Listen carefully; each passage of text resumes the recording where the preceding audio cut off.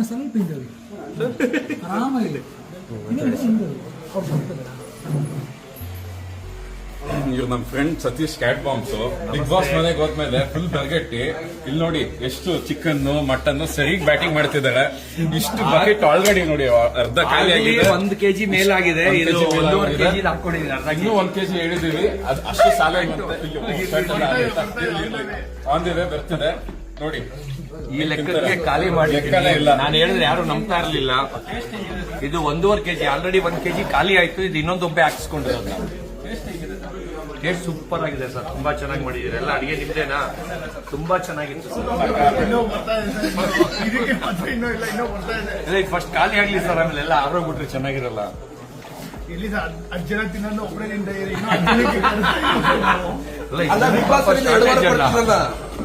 Big boss ಅಲ್ಲಿ ಊಟನೇ ಕೊಡ್ತಾ ಇರಲಿಲ್ಲ ಸರ್ ಅಲ್ಲಿ.